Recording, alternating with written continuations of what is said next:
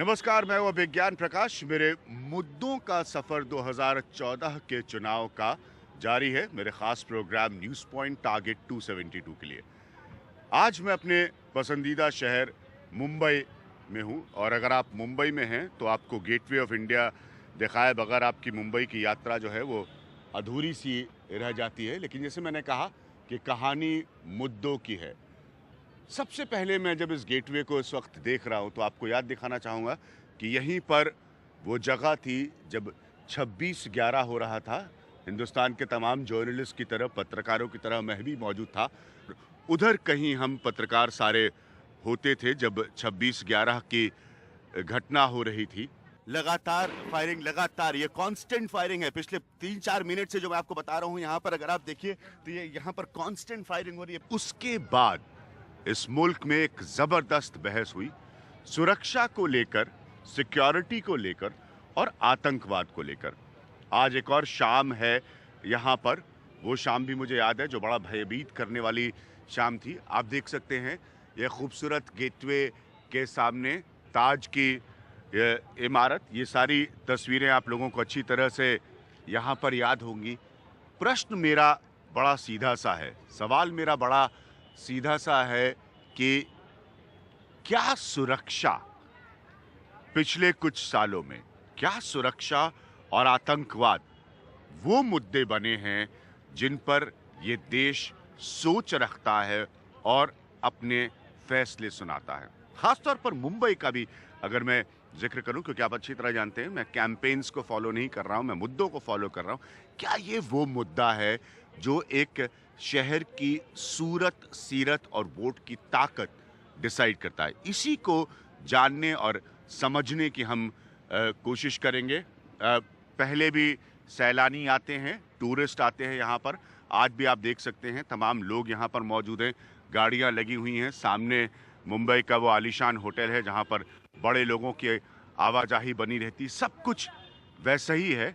वो कुछ दिन थे जिन्होंने सहम कर रख दिया था मुंबई शहर को। उसके इतने सालों बाद क्या ये सब मुद्दा बना है? यहाँ पर जानबूझकर मैं शाम के वक्त आया हूँ और आप देख सकते हैं अभी भी ये सारी वो तमाम छोटी छोटी बोट्स हैं जो यहाँ पर हैं। अगर शाम के समय दिख सकती हैं आपको, लोगों को सैर के लिए ले जाया जाता है। आप देख सकते हैं वहाँ पर बिजली जो दिखाई पड़ रही है, ये छोटी छोटी बोट्स है। अगर मैं थोड़ा सा यहाँ पर बैठकर आपको समझाने की कोशिश करूँ, क्योंकि यात्रा क्या थी, सफ़र क्या था, यही सब तो याद है आपको 26/11 के बाद मुद्दे बने थे। पॉइंट ये मेरा है कि क्या लोग सुरक्षा की दृष्टि से, सुरक्षा की नज़र से अपने आप को ज़्यादा सुरक्षित अब इस शहर में महसूस कर रहे हैं? दूसरी बात मैं एक और आपके सामने ज़रूर रखना चाहूँगा कि जब आप अपना सांसद चुनते हैं, जब अपना लोकसभा का नेतृत्व करने वाला व्यक्ति चुनते हैं, तो वो देश की संसद में जाता है और वहाँ से जो देश में आपकी बेहतरी के लिए पॉलिसीज़ होनी चाहिए, नीतियाँ होनी चाहिए, कानून होने चाहिए, वो बनते हैं। इसीलिए समझिए इन मुद्दों की अहमियत को, जो मैं आपको लगातार बताता चला जा रहा हूँ। यहाँ पर जैसे आपने देखा टूरिस्ट आते हैं, आज भी सबसे बड़ा आकर्षण का केंद्र है। ये एक तरह से रिफ्लेक्शन है मुंबई का, प्रतिबिंबित करता है। मेरे साथ कुछ जर्नलिस्ट साथी भी होंगे, मैं उनको अभी इस वक्त तलाशने की कोशिश कर रहा हूँ। हाँ, मेरे साथ अनुराग हैं। अनुराग हमारे एक शानदार रिपोर्टर्स में से एक हैं, मुंबई को बहुत करीब से देखते हैं। अनुराग, एक छोटी सी चीज़ पूछना चाहूँगा। मैं भी इतने सालों बाद आज यहाँ वापस आ रहा हूँ। क्या बदला है कि अगर खाली बदलाव के नज़रिए से मैं पूछूं? आपको एक और व्यक्ति से मिलाऊं, रवि हैं, ये भी एक बहुत सीनियर जर्नलिस्ट हैं, मिड डे मुंबई में काम करते हैं। हम लोग तमाम कार्यक्रमों में एक साथ रह चुके हैं। इन सब से, जैसे मैंने कहा, प्रश्न मुद्दे का है, फिर मैं बाकी लोगों से भी थोड़ा बहुत जानने की कोशिश करूँगा क्या बदला है। इसीलिए मैं शाम को आया ये देखने के लिए। बड़ा अच्छा लगता है अभी भी कि लोग आ रहे हैं, घूम रहे हैं, आइसक्रीम खा रहे हैं, देख रहे हैं। लेकिन सेंस ऑफ फियर एक जो आया था, क्या वो कम हुआ है पिछले तमाम सालों में? अभिज्ञान अगर व्यक्तिगत तौर पर बात करूं और जिस तरह लोगों से हम लोग मिलते रहते हैं, अगर आप देखेंगे तो एक जो बड़ी चीज़ है, इस तरह का रंग रोगन हो गया है और कोशिश तमाम की गई है सरकारी मशीनरी की के ज़रिए कि जो डर है वो लोगों में न रहे। लेकिन अब भी वो यादें, वो घाव जो अगर आप फॉरेन टूरिस्ट भी देखेंगे और तमाम ऐसे लोग देखेंगे तो आपको लगेगा, क्योंकि सरकार ने जो बुनियादी तौर पर वायदे किए, जैसे एनर्जी की तर्ज पर फोर्स वन बना दी, यहाँ पर दावा किया कि एम्फीबियन बोट्स आएंगी और तमाम आधुनिक हथियार आएंगे, लेकिन ज़मीनी तौर पर उसमें से काफ़ी चीज़ें एम्फियन बोट्स हैं, उसमें किसी में डीजल नहीं है, कोई अच्छे से काम नहीं कर रहा, हथियार पूरी तरह से आए नहीं है, कुछ जंग खाए हुए हथियार हैं। तो ऐसी तमाम दिक्कतें हैं जिसकी वजह से बार बार ये खबरें भी हम देते रहते हैं। इस वजह से जो एक सुरक्षित महसूस करने वाली बात है, उसके बाद भी चूँकि ब्लास्ट हुए हैं, आपको भी पता है कि मुंबई में और महाराष्ट्र में और भी कई जगहों पर 26/11 के बाद भी, तो कहीं ना कहीं वो सुरक्षा का मुद्दा अभी भी लोगों के बीच है। पुलिस की बहुत प्रेजेंस होती है अब यहाँ पर। अब आप जैसे छोटे छोटी आप देख रहे हैं कि इस तरह के जो बैरिकेड्स हैं, या मैंने आपको जब आपको राष्ट्रीय पॉलिटिकल पार्टी के दफ्तर दिखाए थे तो उसके बाहर भी इस तरह की बैरिकेडिंग होती है। ये पहले से कहीं ज़्यादा बढ़े हैं, इसमें कोई दो राय नहीं है। आप पुलिस की जो प्रेजेंस है, मौजूदगी है, क्योंकि एक सार्वजनिक स्थल है, बहुत लोग आते जाते हैं, तमाम गाड़ियों का मूवमेंट होता है, वो इस तरह की पुलिस की पेट्रोल की गाड़ियाँ जो हैं वो पहले से कहीं ज़्यादा आज यहाँ पर मौजूद हैं। मैं रवि के पास वापस चलना चाहूँगा। मैं एक चीज़ रवि आपसे पूछना चाहूँगा मैं एक बात यहाँ पर कि क्या आपको लगता है कि यहाँ के लोग 26/11 को बहुत जल्दी भूल गए? मुझे नहीं लगता ऐसा, अच्छा, क्योंकि मुझे आज भी लगता है कि लोगों के मन में थोड़ी सी आशंका हमेशा रहती है। अगर थोड़ी सी भी अफवाह फैल जाए, कहीं कुछ गड़बड़ है, तो लोगों में भागदौड़ शुरू हो जाती है। किसी को किसी का भरोसा नहीं है। लोगों को लगता है पुलिस प्रेजेंस तो हमेशा होता ही है, लेकिन पुलिस प्रेजेंस के बाद भी हमारी जान को एक कोई जो सुरक्षा देनी चाहिए वो मिलेगी ही, इसका कोई उनके मन में। आप लोग एक सीनियर जर्नलिस्ट के तौर पर, मुझे पता है सारी कंस्टिट्यूंसी आप हों या अनुराग हो, सब लोग जाते होंगे। क्या आप लोगों की जब बातचीत होती है, लोग कहते हैं कि सिक्योरिटी, पॉलिटिकल पार्टी, नेतागिरी, भाषण, बयान, वो सब नौटंकी, सियासी अपनी जगह है, क्या लोगों के लिए सुरक्षा एक मुद्दा है मुंबई में? बिल्कुल नहीं, मुझे तो बिल्कुल नहीं लगता है। जैसे मैं देख रहा हूँ, नहीं, छः कॉन्स्टिट्यूंसीज़ में जो प्रचार अभी चल रहा है उसका सारा दरमदार जो है, मैं आपको बता दूं कि 6 की 6 पार्लियामेंट्री कॉन्स्टिट्यूंसीज़ में लोकल इश्यूज़ पे ज़्यादा ये है कि बिल्डिंगें नई कैसी बनानी है, स्लम कैसे डेवलप करने हैं, उनमें सुविधाएं क्या है। लेकिन मुंबई एज ए होल जो हम सोचते हैं कि मुंबई की सुरक्षा का मामला जो है वो रडार पे नहीं है।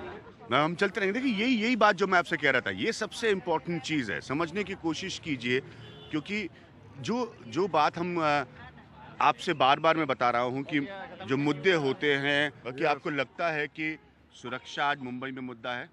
सुरक्षा मुद्दा है, बट पुलिस भी क्या करे, किधर किधर ध्यान देगी, किधर किधर रक्षा देगी। आम आदमी मिलजुल के सुरक्षा को कवर करें, पुलिस हर जगह हर व्यवस्था को नहीं कवर कर सकती है। इसके लिए हम लोग गेट ऑफ इंडिया में हर व्यक्ति को निगरानी रखते हैं, कौन कहाँ कौन सामान रखता है, कौन क्या करता है, हम लोग को भी देखना, आम पब्लिक की भी बहुत जरूरी है। बहुत बढ़िया बात उन्होंने कही कि पब्लिक की भी अपनी जिम्मेदारी जो है बहुत ज़रूरी है। अब ये मैं आपको सिर्फ दिखाना चाह रहा हूँ टहलते हुए कि ये वो जगह है। बहुत सालों से मैं भी इस शहर को बहुत सालों से जानता हूँ, तो सब लोग आते हैं यहाँ घूमने, सैर करने। और जब आतंकवादी घटना हुई थी तो एक तरह से ऐसा लगता था कि रणनीति के तहत वो जगह को चुना गया, इसलिए ताकि हिंदुस्तान के सीने पर प्रहार हो, चोट की जाए आतंकवाद जैसी घिनौनी हरकत के साथ। आप समझ सकते हैं, लेकिन ये शहर का जज्बा बहुत है। ये वो शहर भी है जहाँ पर मैं आपको बताना चाहूँगा कि उस घटना के होने के बाद बहुत ज़रूरी है, लोगों ने अपने तरह से जन भावना उमड़ कर आई। दिल्ली में आपने देखा था कि जब गैंगरेप की घटना हुई थी, लोग सड़कों पर उतर कर आए थे। ऐसे ही मुझे अच्छी तरह से याद है कि जब 26/11 की घटना हुई थी तो इसी पूरे इलाके में लोग मोमबत्तियां लेकर उतर कर आए थे। उनके अंदर एक आक्रोश था, एक नाराज़गी, 3 बातों को लेकर। भैया कहाँ से आप, मुंबई के रहने वाले हैं या बाहर से आते हैं? बाहर से, लखनऊ से। आप लखनऊ से के रहने वाले हैं। आप कितने साल से हैं मुंबई में? अभी 10 दिन हुआ आके, ज़्यादा साल नहीं हुआ। 10 दिन हुआ है? 10 दिन। अच्छा, तो 10 दिन में क्या लगता है मुंबई के बारे में? लोग ज़्यादा सुरक्षा की बात करते हैं? हाँ, बहुत सुरक्षा की बात करते हैं, मगर होती नहीं है ना। 10 दिन हुआ है आपको लखनऊ से आए हुए? हाँ। लखनऊ मुंबई में क्या फ़र्क? मैं भी लखनऊ का रहने वाला हूँ। बहुत फर्क है। हाँ? मुंबई अनसेफ है, लखनऊ पूरी सेफ है। अच्छा, मुंबई अनसेफ है, लखनऊ सेफ। मैं दोनों शहर को बहुत पसंद करता हूँ। तो मुंबई आपके हिसाब से अनसेफ अच्छा है, है, लखनऊ मुंबई अच्छा है, बहुत अच्छा है। अच्छा है लेकिन अनसेफ है।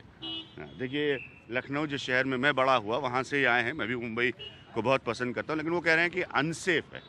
ये छोटी छोटी प्रतिक्रियाएं हैं सरकारों को और जनता के नुमाइंदों को जो मेंबर ऑफ पार्लियामेंट बन के रिप्रेजेंटेटिव बनते हैं, उनके लिए जानना ये सब बातें बहुत ज़रूरी है। एक ख़ास सवारी जो है, अच्छा ये बग्घियाँ लगी हुई हैं, देखिए ज़रा इस बग्घी का ज़रा आपको मैं नज़ारा दिखाऊं। ये शाम के हिसाब से बड़ी लोकप्रिय सवारी होती है इस इलाके की, भाई इसकी भी यात्रा की जाए। ऐसा फूल वूल बढ़िया इसके ऊपर लगा रहता है, ये बड़ा दिलचस्प है। आप मुंबई से रहते हैं? नहीं, बिहार से हूँ मैं। बिहार में कहाँ से? बिहार जिला कटिहार। कटिहार से। तो ये कब से चला रहे हैं ये बग्घिया? हो गया 8-9 साल हो गया। 8-9 साल हो गया। हाँ। 8-9 साल में बग्घी में बैठने वाले बढ़े या कम हुए हैं? नहीं, पहले से सही है, ऐसा ही है, पहले भी ऐसा ही था। पहले भी ऐसे ही था। हाँ। हाँ, और अभी भी अभी ऐसा क्या ही हो है। गया, टूरिस्ट पब्लिक कम आता है, तो टूरिस्ट पब्लिक कम आता कम है। आता है। अभी छुट्टी के सीजन में अच्छा रहता है हम लोगों को। बग्घी पर चढ़ा जाए, आराम से चढ़ सकते भाई हैं? ऐसा कपड़ा पड़ा में बग्घी टाइप का ही पहन रखा मैंने, हैं?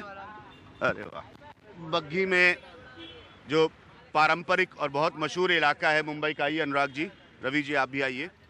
तो देखिए साहब, बग्घी जो है वो चल पड़ी है और मैं भी नवाब साहब की तरह महसूस कर रहा हूँ। बड़ा आप देख सकते हैं फूलों और ये गुलदस्ते जो है ये बग्घियों में लगे रहते हैं। हिंदी सिनेमा तो आपने देखा ही होगा, तो हिंदी सिनेमा में आपको याद ही होगा कि किस तरह से हीरो हीरोइन के गीतों में बग्घी का इस्तेमाल होता है, लेकिन हम बड़े गंभीर। हाँ, तो अब ये लोग भी लगातार इस बात की गुजारिश कर रहे हैं कि इनकी तकलीफ़ें थोड़ा सा उसके बारे में भी बताया जाए, क्योंकि ये पारंपरिक बग्घी है, ये ब्रिटिश के समय से चल रही है। तो अब आप समझ सकते हैं अनुराग, ये जब छोटी छोटी चीज़ों की हम बात करते हैं, मैं रवि से भी ये सवाल पूछूंगा। बहुत ये डिबेट हो गई कि साहब सबसे ज़्यादा आय आपको इस शहर से मिलती है, फिर भी शहर के बारे में ख्याल नहीं रखा जाता है। जब मैं पृथ्वीराज चौहान से मिला, मुख्यमंत्री जो है महाराष्ट्र के, तो उन्होंने भी कहा कि उन्होंने बहुत सारे बदलाव करके लाने की कोशिश की है। कहीं पर क्या मुंबई रेजिस्ट करता है बदलाव को? कुछ रोकता है अपने आप को बदलाव से? जी बिल्कुल। अभिज्ञान देखिए, कुछ मुद्दों पर जैसे हर शहर का एक कैरेक्टर होता है, यहाँ पर भी एक कुछ चीज़ों में अपना जो इतिहास रहा है, जब भी आप उसको बदलने की कोशिश करते हैं, जो तो पुराने लोग हैं वो हमेशा विरोध करते हैं इस बात का कि बदलाव नहीं होना चाहिए। जैसे मैं अगर आपको उदाहरण देना चाहूँ, इन बग्घियों की बात करें, हाँ। विक्टोरिया कहते हैं ब्रिटिश ज़माने से चले आ रहे हैं। अब लोगों को लगता है कि शहर की जो ट्रैफिक है या शहर की जो रफ्तार है उसके साथ तालमेल नहीं बिठा पा रहे हैं, तो काफ़ी विरोध हो रहा है। लेकिन ये अपनी जगह पर जमे हुए हैं। तो ऐसे छोटे मुद्दे हैं, ये भी वोटर हैं, लेकिन ऐसे छोटे मुद्दे हैं, इन पर जो बड़े नेता हैं, यहाँ से जो सांसद हैं, केंद्र में मंत्री भी रह चुके हैं, तो ऐसे लोगों का ध्यान कम जाता है। वो कभी बग्घी वग्घी की सवारी करते हैं सब नेता? जी मुझे तो बिल्कुल नहीं दिखा, कभी कैंपेन में तो नहीं दिखा। अच्छा, कभी कैंपेन में नहीं दिखाते। देखिए आप ये दक्षिणी मुंबई की पतली पतली सड़कों से ये बग्घी गुजर रही है। शाम का समय है। मैं आपको मुंबई के बारे में बड़ा इतिहासकारी कहा गया है, लिखा गया है कि साहब ये शहर जो है वो सोता नहीं है, शाम का शहर है। तो आप देखिए आधुनिक नई गाड़ियों के साथ साथ पारंपरिक बग्घी की सवारी का भी अपना ही एक आनंद है। तो अब आप ये बड़े पुराने इलाके हैं मुंबई के, मैं पहले भी बहुत गुजरा हूँ इनकी तरफ से, लेकिन ये स्पष्ट है कि बग्घी में नहीं। रवि हमारे साथ मौजूद है। रवि, जो बात अनुराग कह रहे थे कि क्या एक सिस्टम से लोग रेजिस्ट करते हैं, रोकते हैं किसी बदलाव के लिए मुंबई को? मुझे लगता है यहाँ की जनसंख्या बहुत ज़्यादा है। अगर आप सिक्योरिटी के नाम पर भी कुछ अगर बदलाव लाएंगे, ट्रैफिक में कोई रेगुलेशन लाएंगे, स्टेशन पर की ट्रैफिक जो होती है रेलवे स्टेशन की, उसमें अगर आप कुछ करना चाहेंगे तो लोग उसको आसानी से स्वीकार नहीं करेंगे, लोग क्योंकि उनको असुविधा होती है। मुंबई में 90% ऐसे जो लोग हैं जो घर के बाहर दिन भर कुछ ना कुछ काम के लिए बाहर आते हैं, और चाहे वो व्यवसाय हो या चाहे नौकरी हो, तो उसमें ये होता है कि भीड़ काफ़ी संख्या में, ट्रैफिक रेगुलेशन ऑलमोस्ट बिल्कुल कम है, बहुत कम है, पार्किंग का प्रॉब्लम बहुत ज़्यादा है। तो लोगों को लगता है यहीं अगर आप कोई डिसिप्लिन लाने की कोशिश करोगे तो ये हमारे निजी लाइफ जो है, हमारा प्राइवेट जीवन जो है उस पर असर करेगा, हमारे रोज़ के काम बिजनेस पर भी असर करेगा, तो लोग विरोध करते हैं इसका। एक चीज़ और है मुंबई के बारे में जो मेरी इतने वर्षों की मेरी अपनी एक सोच है कि मुंबई का एक बहुत बड़ा हिस्सा है, मुंबई में रहने वाले लोगों को, जैसे मैंने कहा कमाल का ये शहर है जो बहुत एपॉलिटिकल है, यानी कि सियासत से ज़्यादा ताल्लुक़ नहीं रखता, सियासत के बारे में ज़्यादा सोचता नहीं, और सियासत में क्या हो रहा है शायद एक ऐसा हिस्सा है जो ज़्यादा उस बात से ना परेशान होता है ना उस पर ज़्यादा ध्यान देता है। क्या ये हिस्सा बदला है? मुंबई में सच बताऊं, आपने बिल्कुल सही बात कही। यहाँ का जो जीवन है उसमें से बहुत कम लोग ऐसे हैं जिनका राजनीति से सीधा संबंध हो। यानी कि हम लोग जो घूम रहे हैं विधान भवन, मंत्रालय और पॉलिटिकल पार्टी के ऑफिसेस है यहाँ पर, उससे आगे अब जब चले जाएंगे तो जैसे जैसे आप आगे चले जाएंगे नॉर्थ साइड में, यानी कि मुंबई की नॉर्थ साइड, तो आपको राजनीति से जुड़ा हुआ व्यक्ति बड़ी मुश्किल से मिल पाएगा।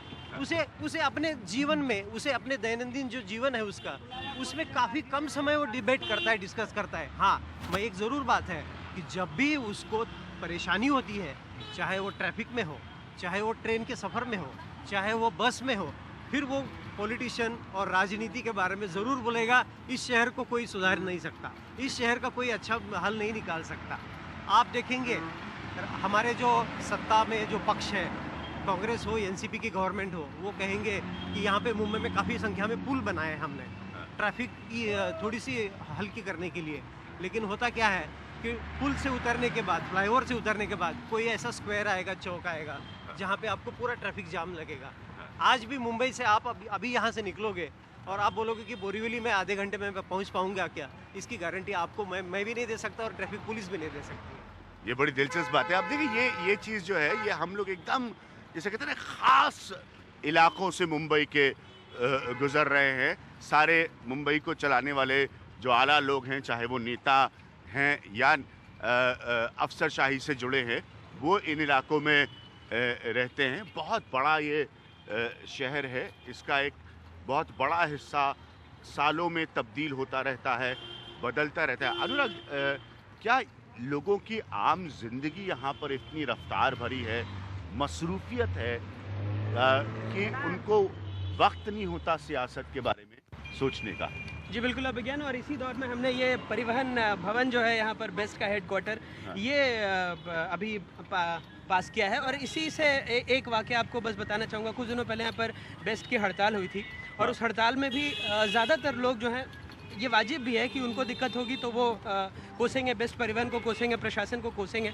लेकिन इस मसरूफियत में लोग ये भूल जाते हैं कि जो यहाँ की तंग सड़कों में बसें चला रहे हैं, वाकई उनकी भी एक समस्याएं हैं। वाकई अगर आप देखेंगे तो उनके लिए जो बेसिक फैसिलिटीज़, बुनियादी सुविधाएं हैं, उनके पीने के पानी से लेकर उनके आराम के घंटों तक, वो नहीं है। लेकिन इस शहर में शायद लोगों के पास इतना वक्त ही नहीं होता कि उनके बारे में सोच सके। अगर उनकी ज़िंदगी ठप होती है तो वो अपने बारे में सोचते हैं। ये भी कहीं ना कहीं एक कैरेक्टर है शहर का, क्योंकि शहर हमेशा चलना चाहता है। ये एक बहुत अच्छी सी बात है कि यहाँ पर हर आदमी हर वक्त किसी भी मोड में काम करने के लिए आतुर रहता है, लेकिन शायद उस दौड़ भाग में वो दूसरे की समस्या देख या सुन नहीं। मैं एक और बात जो आपको बता दूं, बहुत इंपॉर्टेंट है, बड़ी अहमियत रखती, कि हमने कोई ऐसा समय नहीं चुना जब ये सड़कें खाली हों, बल्कि हमने एक ऐसा समय चुना है जहां इस वक्त बहुत ट्रैफिक का मूवमेंट है, लोग आ जा रहे हैं, आप लगातार देख रहे हैं गाड़ियां हर जगह पर। तो इसी मेरा मकसद ही ये है कि आपको दिखाने और समझाने और बताने का, हिंदुस्तान के सबसे मशहूर शहरों में है मुंबई का नाम, और हमेशा रहेगा, कि इस शहर की अपनी गतिविधियां कैसी होती है। अब वो देख रहे हैं लाल बत्ती है, रेड लाइट है, तो आधुनिक गाड़ियों में तो आपको पता ही है कि सब किस्म की सुविधाएं होती है रेड लाइट पर ब्रेक लगाकर गाड़ी रोकने के लिए। लेकिन ये बग्गी भी रेड लाइट पर रुकती है, तो ऐसा नहीं है कि कोई बग्गी के लिए अलग से रास्ते बने हुए हैं। मैंने विदेशी मुल्कों की बहुत यात्रा की, ख़ासतौर पर यूरोपीय मुल्कों की, तो वहाँ पर भी बड़ा प्रचलन है इस तरह की ऐतिहासिक बग्घियों के चलने का उनके पुराने शहरों में। फ़िलहाल ये बग्घी जो है वो नेताओं की सपनों की सियासत की तरह है। बहुत सारे नेता जो है वो सपना देख रहे हैं सुल्तान बनने का, लेकिन फ़िलहाल हमारी बग्घी चलाने वाले जो घोड़ा है वो सुल्तान है। भाई सुल्तान से उतरने के बाद ज़रूर मुलाकात होगी। हाँ, ये देखिए सब मिनिस्टर के बंगले हैं, जैसे कि हमारे बग्घी चालक साहब बता रहे हैं, ये मंत्रियों के बंगले हैं। अनुराग, आपने इस बग्घी की सवारी कितनी बार की है? मैंने अभी ज्ञान एक या दो दूसरी बारी शायद बैठ रहा हूँ, बहुत ज़्यादा वक्त नहीं मिल पाता है यहाँ पर। हाँ। और ख़ास करके इस तरह राजशाही अंदाज में कि आप बग्घी में सवारी करें, बस दूर से देखता ही रहता था। एक बार जब शुरू में मुंबई आया था तो बहुत शौक था। मुंबई के बारे में 2-3 चीज़ें सुनी थी कि आप बड़ा पाव ज़रूर खाएं, बग्घी में ज़रूर बैठें और डबल डेकर बस में ज़रूर बैठें। तो ये तीनों बातें मैंने मुंबई आते ही पूरी की थी। रवि, आप पहले बग्घी में बैठे कभी? हाँ, लेकिन काफ़ी साल हो गए मुझे बैठ के। काफ़ी साल हो गए आप लोगों को बग्घी में बैठे हुए, मुझे भी काफ़ी साल हो गए बग्घी में बैठे हुए। लेकिन आनंद जो है वो यही है भाई, हम सबसे ताकतवर लोग हैं हिंदुस्तान के, हम आम आदमी हैं, पार्टी के हिसाब से नहीं, हम आम नागरिक हैं। टेलीविज़न की तस्वीरों में अक्सर आप देखते होंगे इस इमारत को, जो कि विधान भवन है। तो हमारी बग्घी की ये सवारी जो है वो सुल्तान साहब की ताकत और कंधों की वजह से जारी रहेगी। मैं ले रहा हूँ यहाँ पर एक छोटा सा ब्रेक। इस खास कार्यक्रम मुंबई से टारगेट 272 न्यूज़ पॉइंट में आप कहीं मत जाइएगा। मैं वापस आ रहा हूँ एक छोटे से ब्रेक के बाद।